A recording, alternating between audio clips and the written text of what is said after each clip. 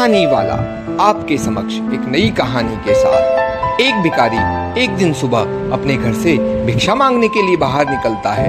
त्योहार का दिन था। गांव में बहुत भिक्षा मिलने की संभावना थी। वो अपनी झोली में थोड़े से चावल के दाने डाल देता है, जिससे उसकी झोली भरी हुई दिखाई दे और लोगों को लगे कि उसे पीछे से भिक्षा मिलती हुई आ रही है। मार्ग पर आते ही सामने से राजा का रथ आता हुआ नजर आता है। सोचता है आज राजा से अच्छी भीख मिल जाएगी।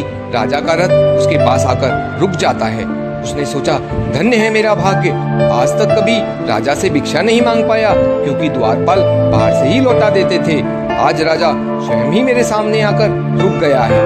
भिखारी यह सोच ही रहा होता है कि अचानक राजा उसके सामने एक याचक की भांति आकर खड़ा हो जाता है और उससे भिक्षा मांगता है।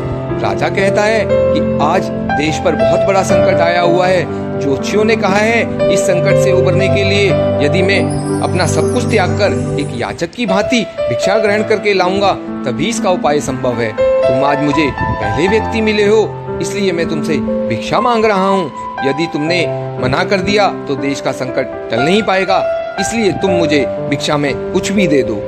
भिखारी तो सारा जीवन मांगता ही आया था, कभी देने के लिए उसका हाथ उठा ही नहीं। सोच में पड़ गया कि आज यह कैसा समय आ गया, एक भिखारी से भिक्षा मांगी जा रही है और मना भी नहीं कर सकता था।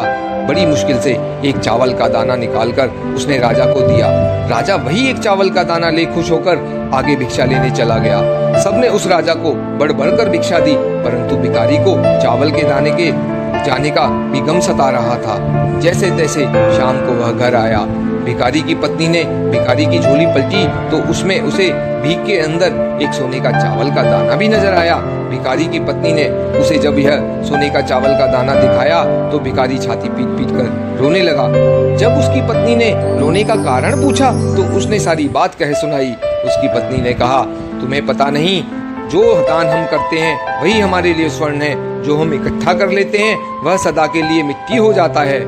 उस दिन से उस भिखारी ने भिक्षा मांगनी छोड़ दी और मेहनत करके अपना तथा परिवार का भरण पोषण करने लगा। जिसने सदा दूसरों के आगे हाथ फैलाकर भीख मांगी थी, अब खुले हाथ से दान पुण्य करने लगा। धीरे धीरे उसके दिन भी बदलने लगे। जो लोग सदा उससे दूरी बनाया रखते थे उसके समीप आने लगे। वो एक भिखारी की जगह एक दानी के नाम से जाना जाने लगा। इस कथा का सार यही है, जिस इंसान की प्रवृत्ति देने की होती है उसे कभी किसी चीज की कमी नहीं होती, और जो हमेशा लेने की नियत रखता है उसका कभी पूरा नहीं पड़ता। जय जय श्री राधे।